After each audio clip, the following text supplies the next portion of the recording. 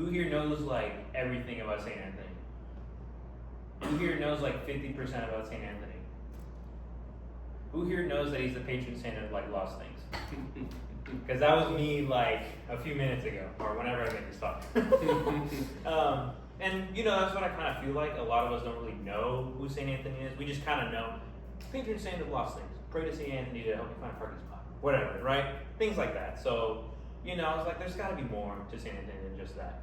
And it's always intrigued me personally too, because they paint him with Jesus as a baby. So I'm like, there's got to be something to that. Did he lose baby Jesus? What's going on, right? So, St. Anthony, born in 1195, which I guess is the 12th century to some people, in Portugal, and he was given the baptismal name of Fernando, and he belonged to a very prominent family around Portugal. But at 15 years of age, he joined the St. Augustine religious order, became a brother friar. His friends would often visit to engage in mishap and political discussions, violent political discussions. So when he was 15, trying to start out to be a friar, he was being bombarded by his friends and people trying to like rope him back into the world. So he asked his superiors to be moved to study the Augustinian theology for 9 years, strictly studying just that, in a hermit-like lifestyle, which he later combined with his Franciscan vision when he joined the Franciscan friars later on. But more to that. So he's part of the Augustinian friars, the Augustinian order. And during this time, he witnessed the return of 5 bodies, the bodies of 5 Franciscan martyrs who had just traveled to Morocco and were martyred for preaching the faith. Despite this tragedy, you would think he'd be devastated, and so was the church. But Anthony found himself also inspired, heavily inspired, to join the Franciscan order. He says himself, "I would gladly put on the habit of your order if you promise to send me as soon as possible to the Sacrants, which was Morocco, that I may gain the crown of the holy martyrs." So he left the order of St. Augustine to travel to Morocco and to be a witness for Christ and to be a martyr, if God so asked. On his way, however, over to Morocco, he fell ill in his travels, and after approximately 6 months, he realized he had to go home. He was not in shape to preach. So, heading home on his ship, however, he was redirected due to a terrible thunderstorm, which had moved him to be ported in Sicily. But there were friars nearby in the Pentecostal chapter that was there, which nursed him back to health. Fun fact, this same Pentecostal chapter was also housing St. Francis when he was ill. By the way, St. Anthony was born 13 years after St. Francis, so that's kind of like the age gap we're looking at, right? So, since he was just a visitor and had no mission, no orders, because he's just a guest at this point, he asked the friars there, "Instruct me in the Franciscan life." Despite the fact that he already had 9 years of theological training under his belt, just pretending like he didn't know anything. So his superiors agreed upon that request, and Anthony was overjoyed since he could be like St. Francis, who we just met, and live a life of seclusion and contemplation and hermitage. So being a hermit. I don't know how many of you guys are super stoked about being hermits. Personally, not really, but great man, carrying a great cross. But it was here where the friars first recognized his gift of preaching. When the entire chapter, having meals together, it's a brotherhood, so after they finished dinner one day, one of the superiors stands up and goes, "Hey, why don't one of us give a sermon to practice?" He probably said that in different words since he was the 12th century, but it was something along those lines. And so after kind of everyone looking around, see who would volunteer, St. Anthony decided to volunteer. Reluctantly, he was like, "All right, I'll give one." They told him give a simple sermon, right? Nothing crazy, short sermon. But he volunteered and did so with a fire, which became very evident to all the friars there. His passion truly impressed everyone there. But not just the friars, but the others who would witness his future teachings, which were the people around the town. A passion so great that legend has it he once preached to a river full of fish. Why? Because the group that he was originally preaching to were not interested. So he simply just kind of shuffled and redirected his preachings towards a fish, which then caught a lot of people's attention and everyone started listening again. Funny enough. I heard that one in passing one time and thought it was kind of funny, so now I know the origin. Cool. But he didn't just preach, he traveled tirelessly within Italy and France when he was with this Franciscan order. Approximately 400 trips to enter the cities. By the way, guys, 12th century, right? Like wagons, walking, there's no bus or, car or bicycle for that matter, Brother is going on foot everywhere. But he specifically entered the cities where heretics were the strongest, heretics being against the church, right? But instead of directly confronting these heretics and going directly against what they preach, he chose to preach Christianity in its more positive light, in bringing conversion through the knowledge of the wonders of reconciliation by a loving Father, the loving Father being God. St. Francis, who we mentioned earlier, eventually continued to keep hearing stories of St. Anthony's great preachings throughout Italy and France, and so he sent a letter to St. Anthony in 1224 to ask him to teach the rest of his Franciscan brothers, making Anthony the first teacher of the Franciscan order. Cool fact. Despite assuming more responsibility, however, to teach the friars and continue preaching, he'd spend the rest of his time to contemplative prayer in small hermitage. Again, he liked being a hermit a lot. I don't think I like that, but again, more power to that man. In Easter of 2028, jumping a little forward, Pope Gregory IX in Rome invited St. Francis, and thus that's how he met St. Anthony, since Francis asked, hey, this guy is really good at preaching. I think you need to hear one. So, Pope obliged him. And when he was invited to speak, he did so humbly and so powerfully that many people who heard that sermon that day in Rome regarded that the miracle of Pentecost had been repeated, in their words. So, at this point, why is St. Anthony called St. Anthony of Padua if we've been talking about Italy, France, and Rome? We haven't heard that yet, right? Well, that's because in 1231, a few years later, he began preaching his last and most famous Lenten sermons in Padua, making crowds of nearly 30,000. And again, this is the 12th century. You don't really have towns that are even that size. So, let alone having that many people to just hear him. So many people such that churches could not hold these large congregations, so we'd often go out into fields. So many people who were so passionate to hear him as much that he needed to have a bodyguard around him to prevent people from cutting pieces off of his habit. If you guys don't know what a habit is, it's the brown cloak that a friar wears. But he had to prevent people from cutting pieces of his habit off who were trying to keep them as relics, because a lot of people were like, this is a powerful man. So that's kind of funny. And despite all of this too, all this time he's spending to pray and to give all these sermons, he's also continuing to give morning mass and to hear confessions. Hearing confessions up to the entire day at times.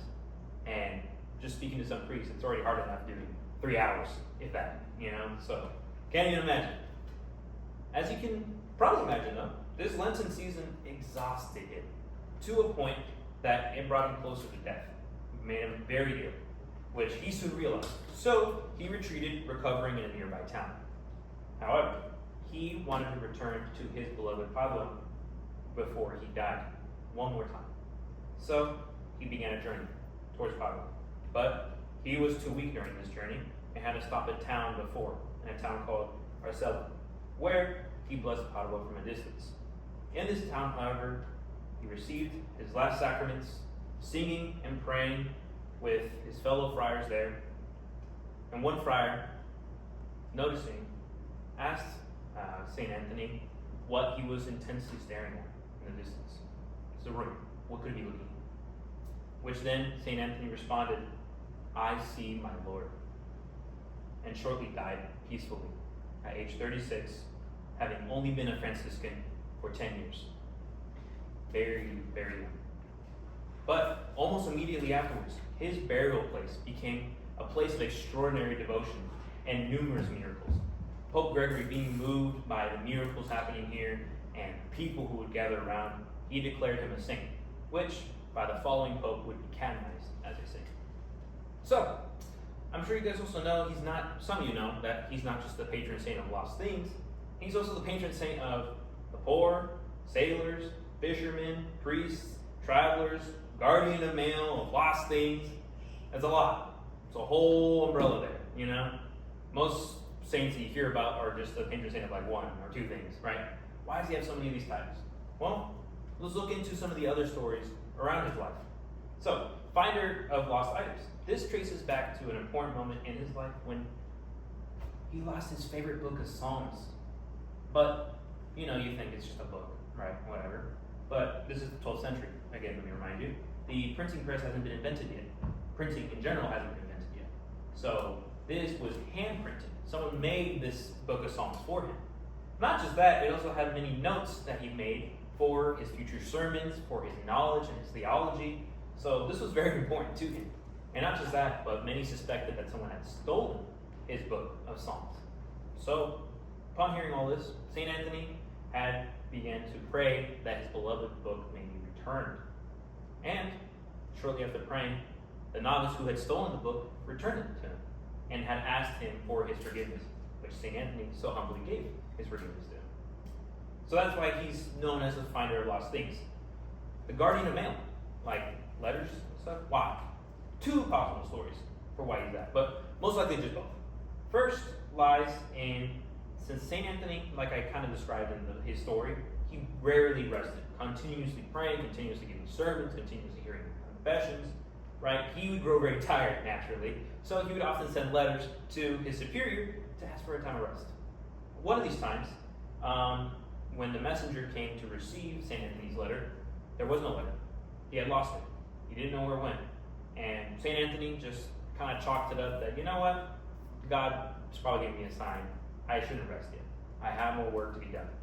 Despite this, however, shortly afterwards, he heard confirmation from his superior that he has been granted time to leave, despite never giving a letter. So, one reason why he could be the patron saint of that. But another legend, more powerful to me at least, is the legend of a heartbroken wife seeking the news of her husband who was traveling to Spain and had no way of communicating with him. This was during 1776, so several years after St. Anthony's passing. But she wrote this letter for her husband to ask and inquire where he was and if he was okay, or even if he was still alive. And she left this letter in the hands of a St. Anthony statue. And she prayed to St. Anthony to please intercede for me to deliver this letter to my husband. She left, came back the next morning to see the letter was still resting in his hands. Disappointed, she walks up, grabs the letter, starts opening it up, realizes it's not her letter. It's the returning letter of her husband, recalling that he had received her letter via a Franciscan priest who he did not recognize. Interesting, because he was a Franciscan priest, but anyways. That's probably no reason, no coincidence there. But he had announced to her that he was glad that she was even alive too, and that he was alive as well. So, probably why he's also the patron saint of guardian of mail. And the many other mysteries and miracles as to why he's the patron saint of all these other things that he's been listed for. But remember how I recalled earlier that he was seen with the image of Jesus as a child? Bugged me, not in a bad way, but in like a why way. Like, why is he shown this way? He's depicted commonly with holding Jesus in holding lilies or having lilies in the background. Why is that? Two reasons. One, the lilies are symbolic to represent Anthony's purity. Simple as that. But also to represent how he called on others to pray for grace during their times of temptation, to avoid the temptation, to resist it, and how he called us to do that. But the child in his arms refers to a very famous story of St. Anthony. One day, when he was deep in prayer in a local hermitage, because he loved being a hermit, so he would pray in solitude a lot, Jesus appeared to him, but as a child. And when he appeared to him, he appeared with the accompanying rays of light, tons of laughter in the room, which had completely enveloped the entire room he was in. And the only reason why we know this even happened is because the owner of the hermitage had heard the loud laughter that was happening and the immense light that was coming from the door. So he walks out to see what's going on, right? He opens the doors and sees St. Anthony turn around holding Jesus in his hands with the illuminating light behind him and the laughter and the joy that he felt in that moment. Once St. Anthony had no longer been holding Jesus, once the apparition had disappeared, he looked and saw that the owner had been kneeling in front of him, praying to Jesus in that moment, which St. Anthony asked him to not reveal the story until he himself had died, which is why we heard about it later on in life. So, St. Anthony, simple, humble friar, who through his humility, who through his fiery passion to preach about the word of the Lord, had given a great example to us to who we should be and how passionate we should go forward with our faith in Jesus, and how we are called to do the same, to have that courage, to pray for that courage, to pray for that purity, to seek God more, to evangelize more, despite whatever world circumstances may be. In that time, bodies of martyrs were coming back, of Franciscan brothers, and he wanted to be one of those bodies. He wanted to be as faithful, as fearless as them. And we should want to desire and seek to do the same. Not to die, but to be as passionate and as fearless to preach the word and to evangelize others. So that's it. Thank you. But now, my talk's over. We are going to do a little. Bye, Josh. Love you, Josh.